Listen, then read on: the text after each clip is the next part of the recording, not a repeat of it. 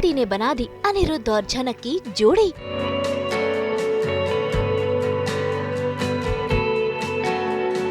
फिर जुड़ा प्यार का किस्मत कनेक्शन। अनिरुद्ध के हाथों से झनक को लगी हल्दी। स्टार प्लस के सीरियल झनक में मौका है छोटोन की हल्दी की रस्म का। भाई छोटोन जल्द ही शादी के बंधन में बंधने वाले हैं। ऐसे में आज हो रही है इनके हल्दी की रस्म। सभी घर वाले देखिए कैसे छोटोन को हल्दी लगा रहे हैं। और जब बारी आई अनिरुद्ध की हल्दी लगाने की और वो भी उन्हें हल्दी लगाते नजर आए। और जैसे ही झनक स्टेज पर छोटोन को हल्दी लगाने पहुंची, गलती से अनिरुद्ध के हाथ में जो हल्दी का कटोरा था वो गिर गया झनक के हाथों पर। और शगुन वाली ये हल्दी अनिरुद्ध ने झनक को लगा दी।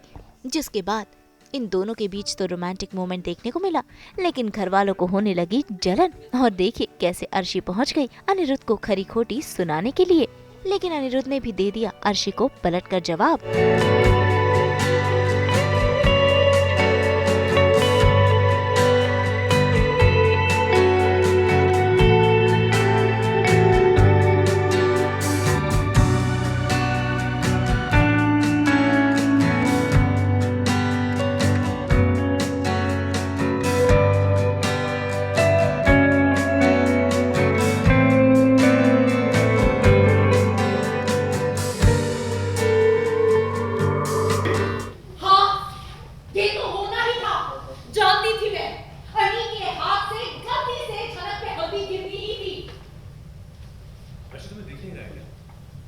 जो भी हुआ तुम्हारे सामने हो।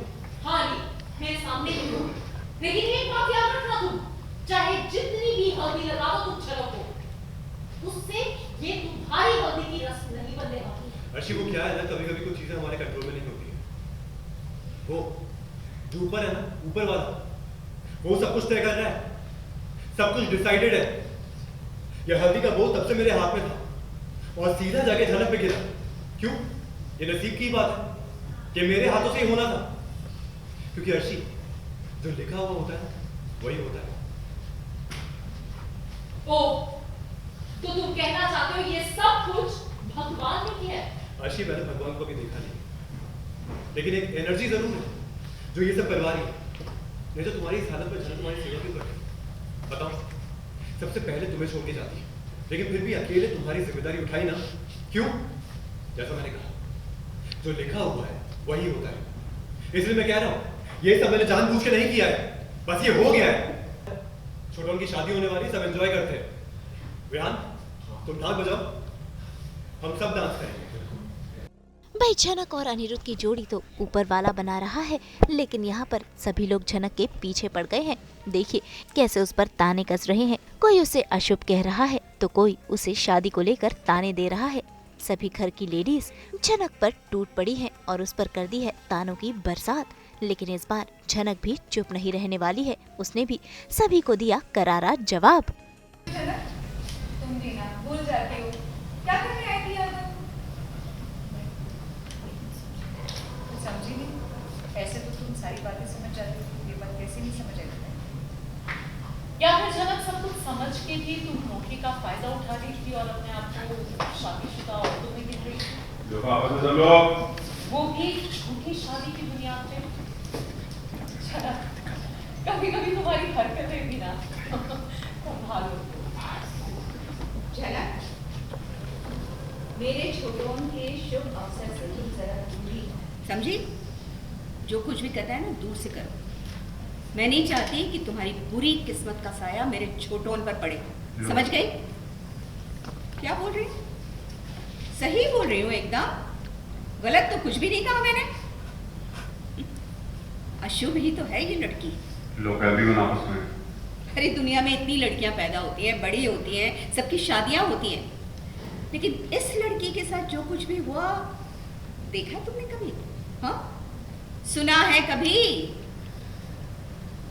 हमसे छुपकर तुमने इस लड़की को बचाने के लिए झूठी शादी की। फिर उसके बाद इस लड़की की शादी तेजस से हुई, आधी अधूरी शादी। उसके बाद तुम्हारे दोस्त विहान से इसकी शादी तय हुई।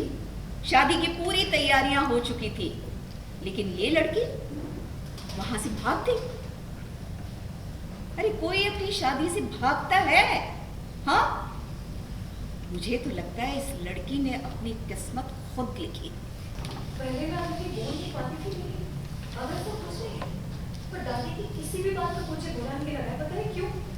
क्योंकि मैं जानती हूँ मैं अशुभ हुई नहीं। अगर अशुभ होती तो थोड़ी सी गलती की जगह मैं अपनी मर्जी से गई, एक बार नहीं कई बार गई, और फिर भी लोगों को लगता है यहाँ पे अगर मैं अशुभ हूँ तो उसमें मैं कुछ नहीं कर सकती। तो उनकी प्रॉब्लम है, मेरी प्रॉब्लम नहीं है। हालांकि हम सब जानना चाहते हैं तुमने शादी क्यों नहीं की? और सुन, जो भी जवाब दूंगी ना, सोच समझ कर देना। ये गलत है, ये बोझ आप मुझ पर नहीं डाल सकती। और मैंने शादी भगवान जी के सामने की थी। भले ही ये दुनिया, ये कानून, ये समाज इस शादी को जायज ना माने, लेकिन मेरा दिल जानता है कि इसकी कीमत क्या है। और ये सब सुनने के बाद आप मुझे गलत मत समझिएगा श्रीनिधि, ये मत सोचिएगा कि मैं कोई ख्वाब बुनने लगी हूँ, कुछ और सोच रही हूँ। ये सोचने की जरूरत नहीं है। मैं तो बस भगवान जी के चरणों के सामने क्यों चढ़ना चाहती हूँ। मुश्किल से उन्होंने शादी के लिए हाँ की है, तो इस शादी को बर्बाद मत कीजिए।